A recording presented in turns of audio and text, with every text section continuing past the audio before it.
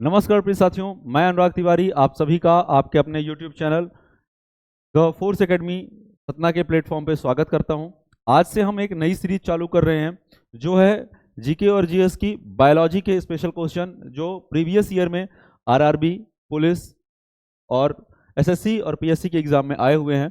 तो हम इस सीरीज को लेके आज से अपना लगभग 25 से 30 क्लासेज जो आज तक साइंस के बेसिक क्वेश्चन आए हुए हैं उन पे हम आज से विस्तार से चर्चा करेंगे। तो आइए शुरू करते हैं इस सीरीज को। पहला क्वेश्चन है कि जीव विज्ञान की कौन सी शाखा वंशानुक्रम पैटर्न के माध्यम पर केंद्रित है। ठीक है, आपके लिए जो पहला क्वेश्चन है वो ये है कि जीव विज्ञान की कौन सी शाखा वंशानुक्रम पैटर्न के माध्यम पर केंद्रित है। ठीक है, वंशानुक्रम पैटर्न।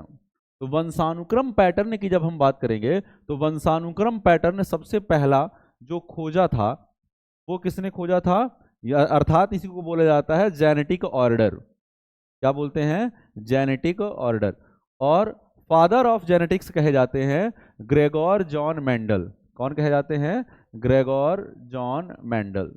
ठीक है, लेकिन जो वर्तमान में वंशानुक्रम पैटर्न है उसे 1906 में किसने खोजा था? जे बैटसन ने। किसने खोजा था? जे बैटसन ने खोजा था। ये चीजें आपको याद रखनी है सबसे पहले वंशानुक्रम से संदर्भ में।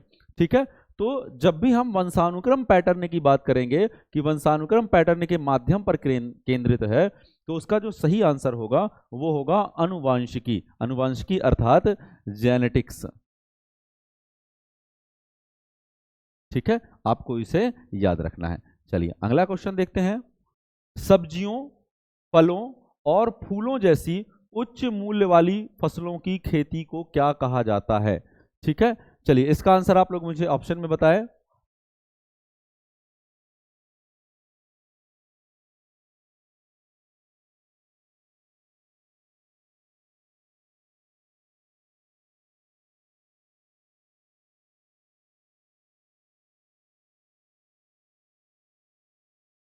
चलिए देख लेते हैं सभी को कि सबसे पहले सेरीकल्चर क्या है। तो सेरीकल्चर जो है उसे किसमें किसका अध्ययन होता है? सेरीकल्चर में होता है रेशम कीट पालन का अध्ययन। किसका होता है? रेशम कीट पालन का अध्ययन।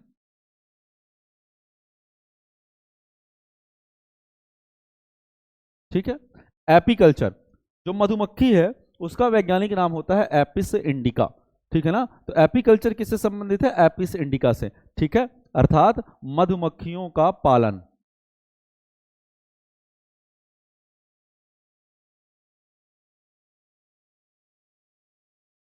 उसके बाद आता है पीसी कल्चर। पीसीज एक महावर्ग था और जिसका अर्थ है मछलियां। तो मछलियों का पालन जो है वो किसमें होता है?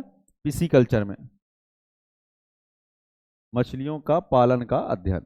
ठीक है, तो एक ही ऑप्शन हमारे पास बच रहा है जो सब्जियों, फलों और फूलों जैसी उच्च मूल्य वाले फसलों की खेती को क्या कहा जाता है? तो इसे कहा जाता है हॉर्टिकल्चर। क्या कहते हैं? हॉर्टिकल्चर कहते हैं। ठीक है, चलिए अगला है कोशिकाओं के अध्ययन को क्या कहा जाता है? तो कोशिकाओं के अध्ययन को क्या कहा जाता है बताएं।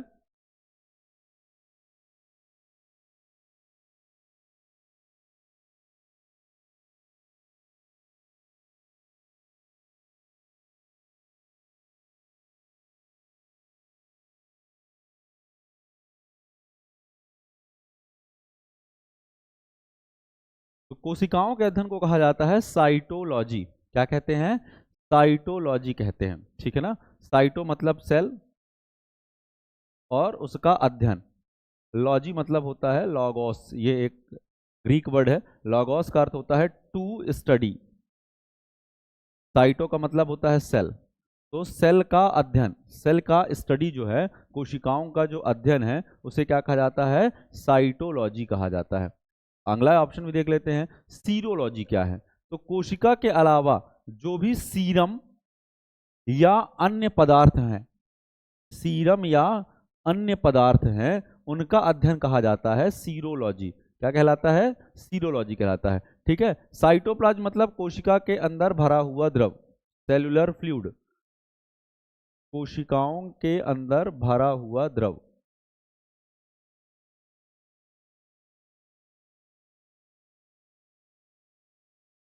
इटियोलॉजी किससे संबंधित है, बताएं इसका इटियोलॉजी क्या है।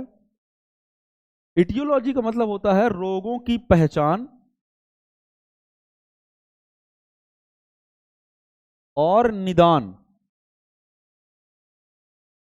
मतलब आप उसका डायग्नोस करें और फिर उसका क्या इलाज हो सकता है, उसका जो अध्ययन किया जाता है जिस विज्ञान के तहत, उसे कहा जाता है इटियोलॉजी। रोगों की पहचान और उनके निदान का जो अध्ययन है वो कहलाता है इटियोलॉजी। ठीक है, चले अगला क्वेश्चन देखते हैं।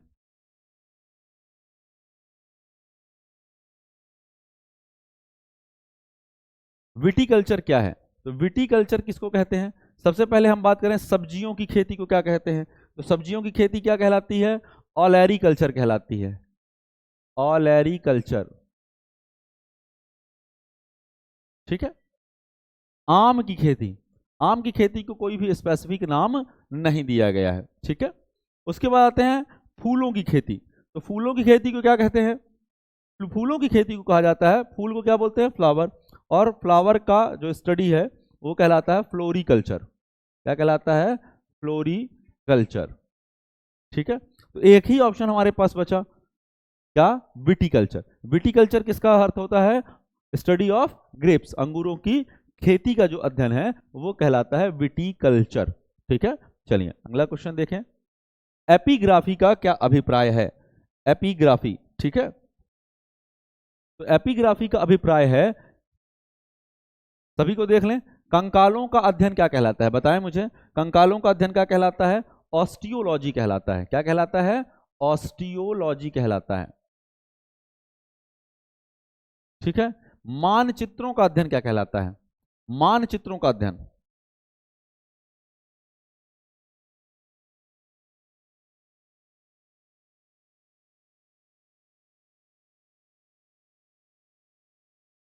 सिक्कों का अध्ययन क्या कहलाता है प्यारे बच्चों, न्यूमेसिस्टिक्स।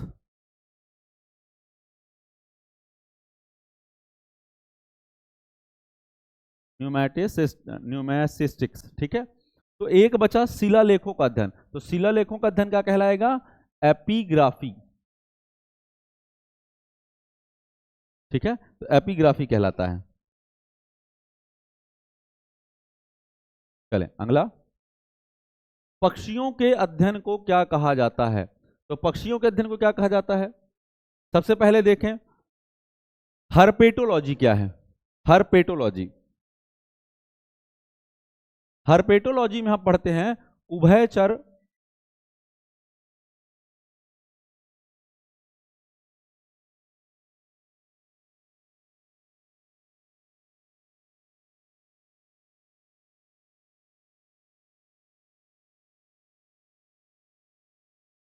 उभयचरों और सरीसृपों का अध्ययन।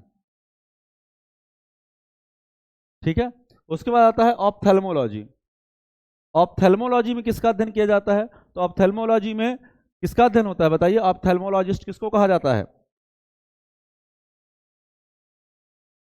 आंखों के डॉक्टर को ऑप्थेल्मोलॉजिस्ट कहा जाता है, तो आंखों का अध्ययन।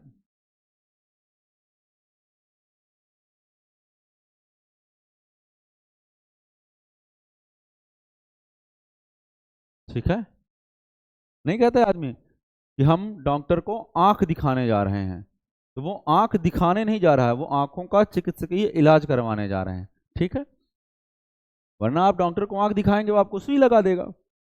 ठीक है, तो डॉक्टर को कभी भी आंख दिखाने नहीं जाना है। उसके बाद अगला आता है एंथ्रोपोलॉजी, एंथ्रोपोलॉजी में किसका अध्ययन करते हैं, मानव के क्रमिक विकास का अध्ययन किया जाता है, किसका, मानव के क्रमिक विकास का अध्ययन किया जाता है, क्रमिक विकास का अध्ययन।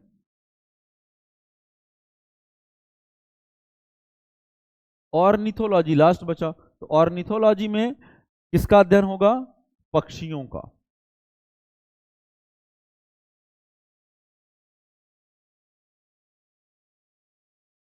और फादर ऑफ ऑर्निथोलॉजी कहे जाते हैं डॉक्टर सलीम अली, कौन, डॉक्टर सलीम अली।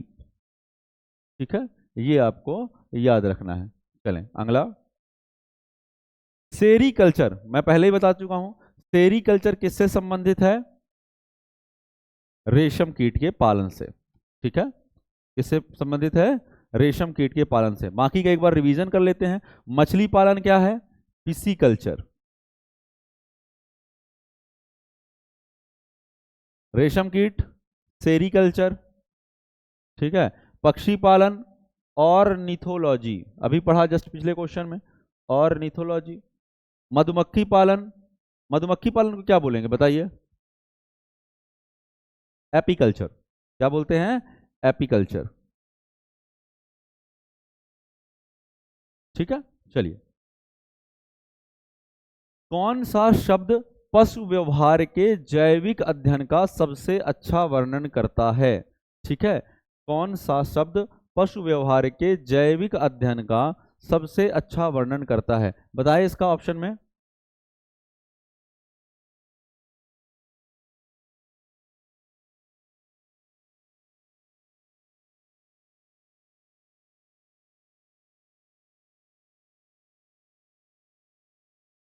इटियोलॉजी मैंने पहले बता दिया था, तो ये तो नहीं हो सकता। इटियोलॉजी में क्या है?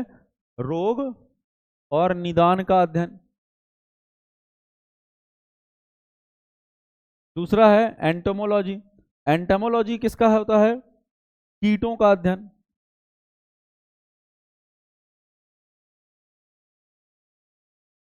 एक बचा इथेनोलॉजी और दूसरा बचा इथोलॉजी। इथेनोलॉजी जो है वो मानव जाति का विज्ञान है। क्या है? मानव जाति का विज्ञान है। तो पशु व्यवहार के जैविक अध्ययन का अध्ययन किसमें किया जाता है? इथोलॉजी में किया जाता है। तो आंसर हो जाएगा डी। ठीक है ना, इथोलॉजी। हेमाटोलॉजी का अध्ययन किससे संबंधित है? हीम, प्रोटीन जो मनुष्य के रक्त में पाई जाती है। ठीक है, अब आपको समझ में आ गया होगा, एक ही शब्द आ गया, रक्त। तो हिमेटोलॉजी क्या है? रक्त से संबंधित चीजें, और उनका अध्ययन हिमेटोलॉजी में किया जाता है। ठीक है, मॉर्फोलॉजी क्या है? मॉर्फोलॉजी एक शब्द है, MORPHO, मॉर्फो प्लस लॉजी। ठीक है, तो मॉर्फोलॉजी क्या है? ऑप्शन देखें। कीड़ों का अध्ययन, मानव विकास का अध्ययन।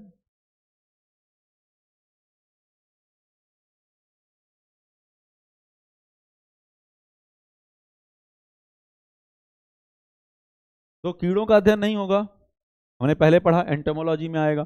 मानव विकास का अध्ययन अभी पढ़ा इथोनोलॉजी में आएगा। ठीक है ना, या एंथ्रोपोलॉजी में आएगा। उसके बाद तीसरा ऑप्शन है जीव की आकृति, उसकी संरचना और विशिष्ट संरचनात्मक गुणों का अध्ययन। चौथा ऑप्शन है जीव और पर्यावरण की पारस्परिक निर्भरता का अध्ययन। अब ये बताइए सी होगा या डी होगा?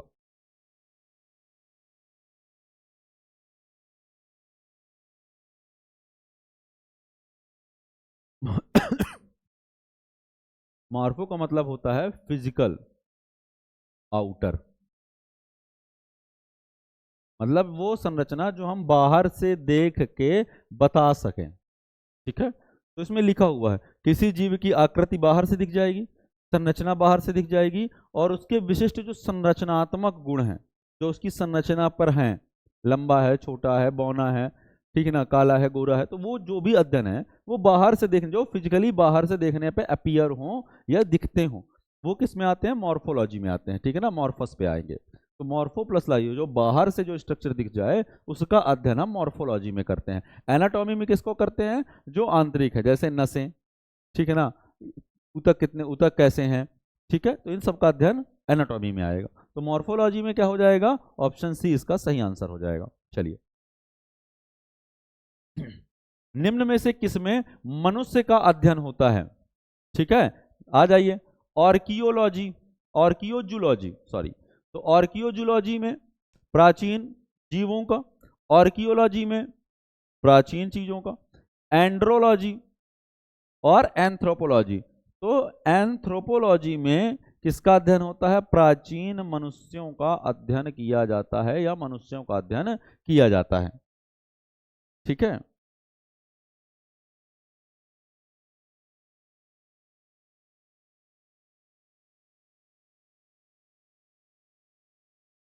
चलिए अगला क्वेश्चन देखते हैं। जंतु विज्ञान की किस शाखा का मानव जाति के समाज शास्त्र के अध्ययन से गहरा संबंध है? एम्ब्रियोलॉजी, जूजोग्राफी, फिजियोलॉजी और एंथ्रोपोलॉजी। ठीक है, बताइए इसका।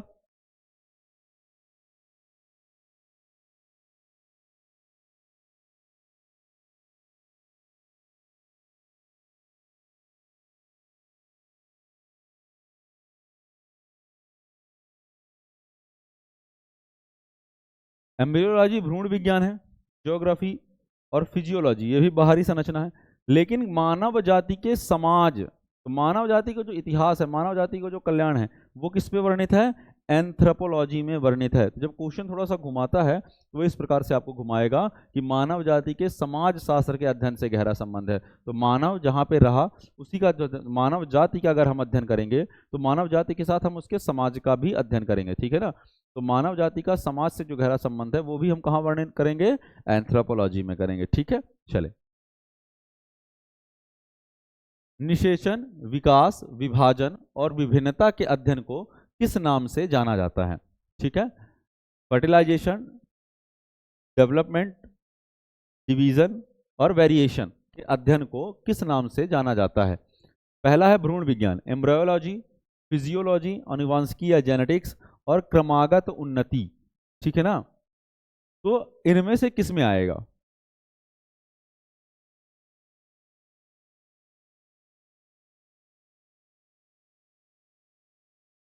अगर शब्द आ रहा है निषेचन, उसके बाद उसका विकास, विकास के बाद उसका विभाजन और विभाजन के बाद उसके विभिन्नता के अध्ययन को किस नाम से जाना जाता है? सबसे पहले क्या होता है? मेल जाइगोट स्पर्म और फीमेल जाइगोट ओवम, ये दोनों आपस में कोलैप्स करते हैं और क्या बनाते हैं? जाइगोट बनाते हैं। ठीक है ना, युग्मनज का निर्माण करते हैं। उसके बाद जो ये एक युग्मनज है, ये आपस में क्या होता है? इसका विकास होता है। विकास के बाद इसमें बहुत सारे विभाजन होते हैं जिन्हें हम क्लीवेज स्ट्रक्चर कहते हैं। ठीक है ना, मोरुला, ब्लास्टुला, गैस्ट्रुला और गैस्ट्रेशन फेज अर्थात गर्भावस्था प्रारंभ होती है। तो उसके बाद उसका विभाजन हुआ और विभाजन के बाद उसके आधार पर अब बच्चा कितने महीने का हो रहा है, तो जो उसका पूरा अध्ययन है, उस गर्भावस्था का पूरा अध्ययन, वो किसके अंतर्गत हम पढ़ते हैं? एम्ब्रायोलॉजी में पढ़ते हैं या भ्रूण विज्ञान में पढ़ते हैं। ठीक है, चलें। पौधों में बीमारियों का अध्ययन और वह तरीका जिससे पौधे विरोध करते हैं या संक्रमण से सामना करते हैं क्या कहलाता है? सबसे पहले आता है विकृति विज्ञान, क्रिया विज्ञान, फाइटोपैथोलॉजी और फोटोमार्कोजेनेसिस। ठीक है, तो सबसे पहले आप समझिए कि पौधों में बीमारियों का अध्ययन और वह तरीका जिससे पौधे विरोध करते हैं या संक्रमण से सामना करते हैं। हम विरोध करें या किसी का सामना करें, बात एक ही है। ठीक है, तो सामना करते हैं क्या कहलाता है? ठीक है, चार ऑप्शन है आपके सामने, आप कमेंट में बताएं।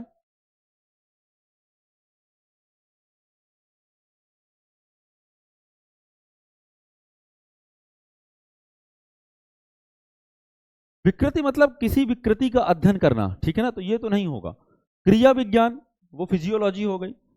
उसके बाद फोटोमार्कोजेनेसिस, पौधों पर सूर्य के प्रभाव का अध्ययन फोटोमार्कोजेनेसिस में पढ़ा जाता है। तो एक ऑप्शन बचता है फाइटोपैथोलॉजी, रोग का कारण और उसके निदान पौधों में किस प्रकार से होंगे, उसका जो अध्ययन है वो किस पे आता है? फाइटोपैथोलॉजी में आता है। तो इसका आंसर हो जाएगा सी। जीवित जीवों पर मृदा के प्रभाव का अध्ययन मृदा विज्ञान की किस शाखा के अंतर्गत किया जाता है? जीवित चीजों पर मृदा के प्रभाव का अध्ययन मृदा विज्ञान की किस शाखा के अंतर्गत किया जाता है? एंड्रोलॉजी, एडोफोलॉजी, एग्रोबायोलॉजी और डेस्मोलॉजी, बताएं कमेंट में।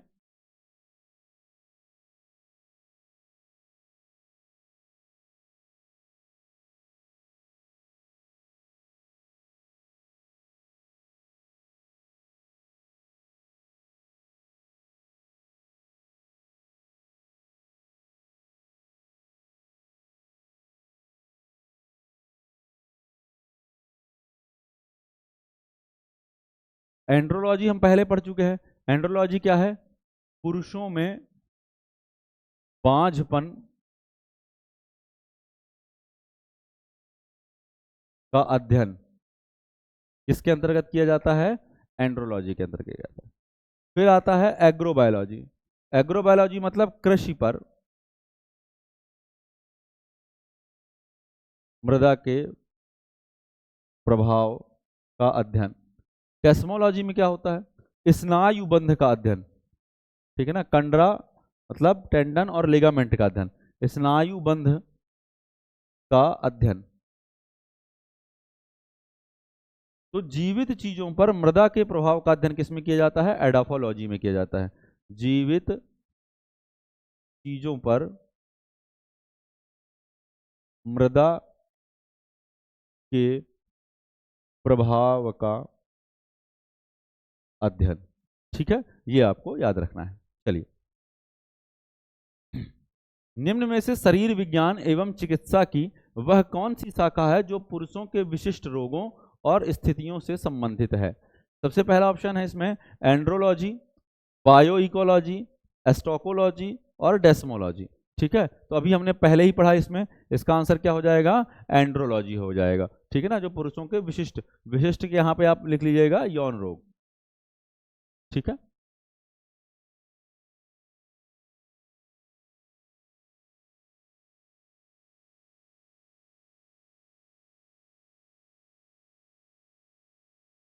चलिए अगला क्वेश्चन,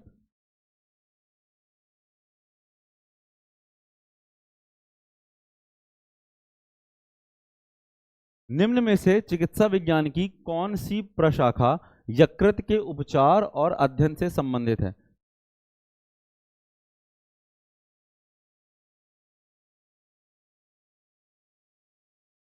ठीक है, ताकि आपको पढ़ने में कभी भी गलत ना मिले, इसलिए इसे आप अच्छे से पढ़ लीजिए कि कौन चिकित्सा विज्ञान की वह कौन सी शाखा यकृत के उपचार और अध्ययन से संबंधित है। पहले आता है हेलिकोलॉजी, हेप्टोलॉजी, हेटेरोलॉजी और जीरोएट्रिक्स, ठीक है ना। तो हेलिकोलॉजी, हेटेरोलॉजी और जीरोएट्रिक्स, इनके बारे में आप पढ़ें। मैं उसका सही आंसर आपको बता दूं, इसका आंसर होगा हेप्टोलॉजी, ठीक है ना, क्योंकि हेपैटिक किसको बोला जाता है? एक टर्म होती है बायो में हेपैटिक, ठीक है ना। तो हेपैटिक का अर्थ होता है यकृत, ठीक है। इसके बाद अब पढ़ते हैं हेल्कोलॉजी क्या है। तो हेल्कोलॉजी क्या है? एक चीज समझिए, जो अल्सर होता है स्टमक में, अल्सर का अध्ययन, अल्सर पेट में जो घाव हो जाते हैं, अल्सर का अध्ययन क्या कहलाता है? हेल्कोलॉजी में आता है। उसके बाद आता है हेटेरोलॉजी, ठीक है ना। तो हेटेरोलॉजी जो है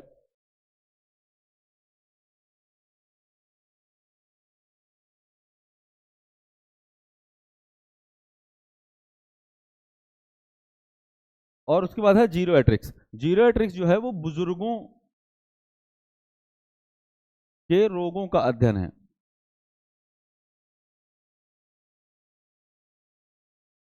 ठीक है। बुजुर्गों के रोगों का अध्ययन जो है या स्वास्थ्य की देखभाल का जो अध्ययन है वो किस में आता है? जीरोएट्रिक्स में आता है। हेटेरोलॉजी का मुझे अभी नहीं मिला है, जैसे ही मिलता है मैं अगले वीडियो में आपको इसे अपलोड कर दूंगा। जीवों के वर्गीकरण से संबंधित जीव विज्ञान की शाखा को क्या कहते हैं? पहला ही ऑप्शन मिल रहा है, जीवों का वर्गीकरण और वर्गीकरण विज्ञान, ठीक है। टेक्सोनॉमी कहते हैं इसको, इंग्लिश में क्या बोलते हैं? टेक्सोनॉमी। और फादर ऑफ टेक्सोनॉमी किसको बोला जाता है?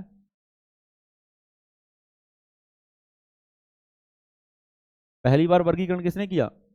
लीनियस ने, कैरोलस लीनियस। कितने भागों में बांटा था इन्होंने? दो भागों में। कितने भागों में? दो भागों में। कौन कौन सा?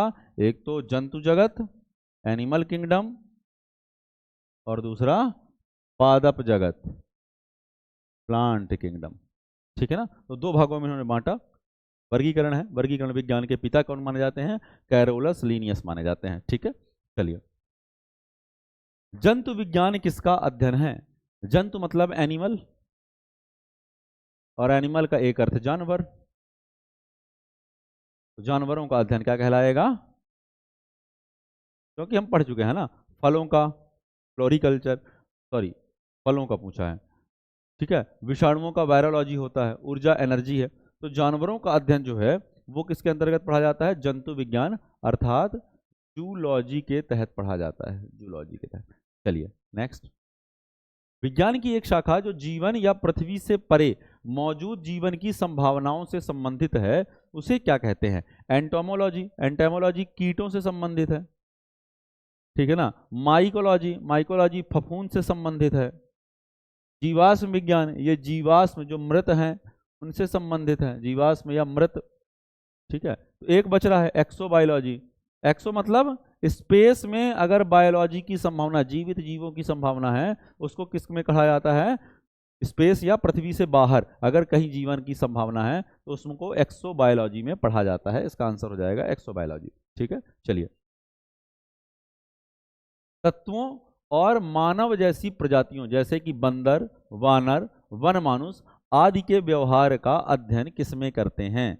ठीक है ना, तो एंथ्रोपोलॉजी में मानवों का करते हैं, ये आपको पता होना चाहिए, बता भी चुका हूं। एथनोबॉटनी, ये बॉटनी आ गया, बॉटनी मतलब हो जाता है पादप, ये तो ऑप्शन ही कैंसिल हो गया। एपोलॉजी और प्राइमेटोलॉजी ये दो बच रहे हैं। ठीक है,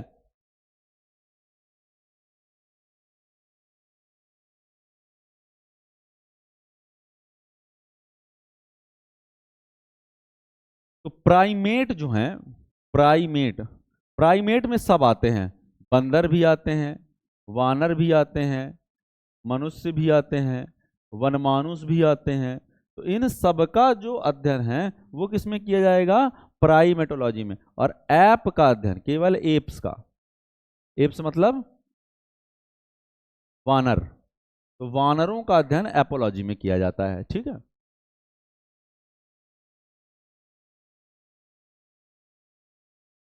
कौन सा मकड़ियों का अध्ययन है? स्पाइडर। तो स्पाइडर का अध्ययन क्या कहलाता है? अर्कोनोलॉजी, एंथ्रोपोलॉजी, एपियोलॉजी और साइनोलॉजी, क्या कहलाता है बताएं?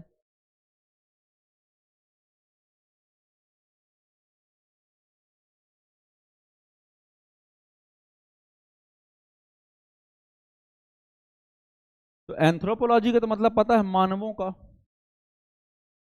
एपियोलॉजी, एपियोलॉजी एपीकल्चर मधुमक्खी पालन का अध्ययन था, एपियोलॉजी मतलब मधुमक्खियों का अध्ययन।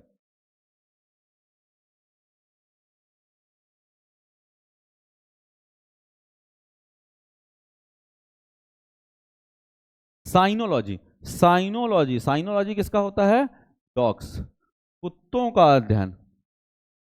बताइए, कुत्ते भी पढ़ने पड़ रहे हैं।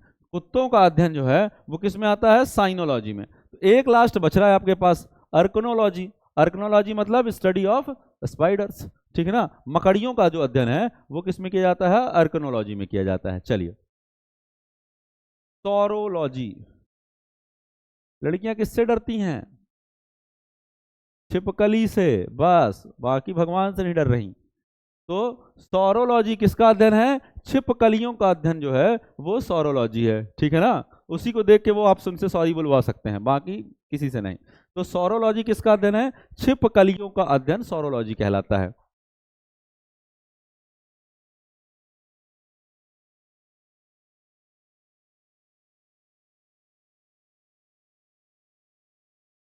ठीक है, चलिए अगला क्वेश्चन। लिखित दस्तावेज है जो एक मानव विज्ञानी संस्कृति का चित्रण दर्शाते अनुसंधान से तैयार करता है। कौन सा एक लिखित दस्तावेज है जो मानव विज्ञानी संस्कृति का चित्रण दर्शाते अनुसंधान से तैयार? कल्चरल रिलेटिविज्म, एथनोट्रिज्म, एथेनो से ट्रिज्म, और एथनोबॉटनी, बॉटनी तो वैसे भी कैंसिल हो जाएगा। एथनोग्राफी, ग्राफी ही मानचित्र हो सकता है, बाकी किसी में ग्राफी नहीं आया, तो इसलिए इसका आंसर क्या हो जाएगा? एथेनोग्राफी हो जाएगा, ये आपको याद रखना है। प्राचीन काल के जानवरों, पौधों और अन्य जीवों के संरक्षित अवशेषों, संरक्षित अवशेष मतलब सीधे सीधे वो जीवाश्म ना लिख के क्या लिख रहा है? संरक्षित अवशेषों या चिन्हों का अध्ययन क्या कहलाता है? तो क्या कहलाएगा? एंथ्रोपोलॉजी मतलब नरों का विज्ञान, पुरातत्व विज्ञान, जीवाश्म विज्ञान और औषधि विज्ञान। तो इसको हम किसके अंतर्गत पढ़ेंगे? संरक्षित अवशेषों या चिन्हों का अध्ययन। तो ये किसके अंतर्गत पढ़ेंगे? पुरातत्व के तहत कि जीवाश्म के तहत? बताएं ऑप्शन में।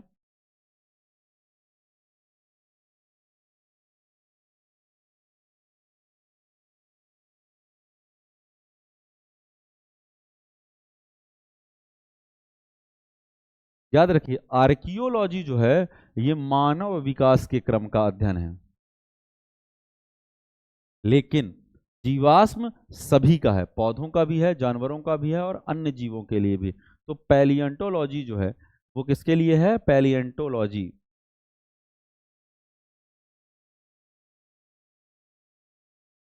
पैलिएंटोलॉजी जीवाश्म विज्ञान जो है ये इसके लिए सही आंसर होगा। नेक्स्ट क्वेश्चन, जानवरों के उनके पर्यावरण के साथ संबंधों के अध्ययन को क्या कहा जाता है? बताएं।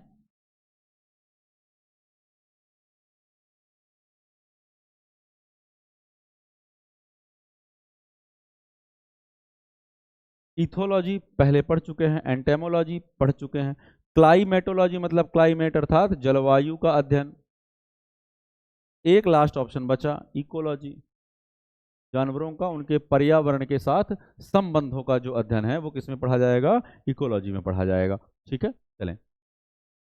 विभिन्न प्रकार के ऊतकों के अध्ययन को क्या कहा जाता है? कोशिका जीव विज्ञान, सेल फिजियोलॉजी, साइटोलॉजी या ऊतक विज्ञान? ऊतकों का अध्ययन है, ऊतक विज्ञान लिखा हुआ है, बिना सोचे समझे मार दीजिए। ठीक है ना, सरल सा क्वेश्चन है। चलिए अगला, टैक्सोनॉमी। टैक्सोनॉमी मैंने पहले बताया, वर्गीकरण, मूल रूप से संबंधित है किससे? जैव विविधता, कर ढांचा, खगोल विज्ञान की एक शाखा, मानव व्यवहार का अध्ययन नहीं, किससे है? जैव विविधता से संबंधित है, बायोडाइवर्सिटी। जितने प्रकार का वर्गीकरण होगा उतनी ज्यादा विविधता दिखेगी। ठीक है ना, तो टैक्सोनॉमी किससे संबंधित है? डाइवर्सिटी से संबंधित है। क्लियर, चलें। टॉक्सिकोलॉजी, विष विज्ञान। ठीक है ना, टॉक्सिक मतलब क्या होता है? टर्म यूज होता है ना कि वो टॉक्सिक है, टॉक्सिक मतलब जहर। ऐसा नहीं कि आप उसे चाट लेंगे तो मर जाएंगे, मतलब उसकी बातें ऐसी हैं कि आपके दिमाग में लंबे समय तक बनी रहती हैं। ठीक है ना, तो टॉक्सिकोलॉजी मतलब टॉक्सिक अर्थात जहर, विष। इसी को सामान्य में क्या बोलते हैं? पॉइजन, तो जहर। अगला, ऑनेरियोलॉजी किसका अध्ययन है? ऑनेरियोलॉजी किसका अध्ययन है? भगवान का, सपने का, नींद का? भगवान का अध्ययन आपको साइंस में नहीं है, सपनों का अध्ययन, नींद का अध्ययन या रंग का अध्ययन? बताएं ऑप्शन में।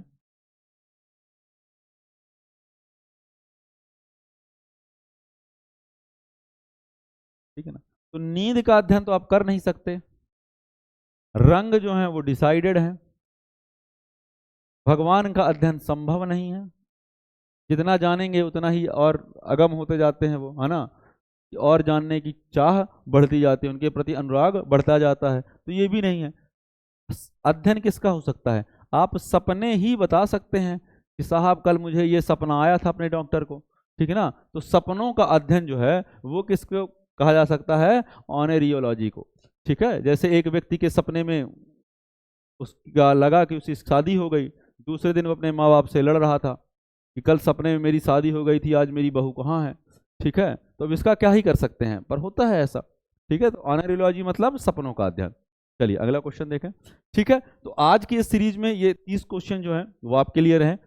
कल की सीरीज में अगले क्वेश्चन लेके हम आपके सामने उपस्थित होंगे। यदि आपको हमारा चैनल अच्छा लगता है या मेरा पढ़ाना अच्छा लगता है तो आप हमारे चैनल को अधिक से अधिक लाइक करें, शेयर करें, सब्सक्राइब करें और अपने दोस्तों के साथ वॉच जरूर करें। धन्यवाद।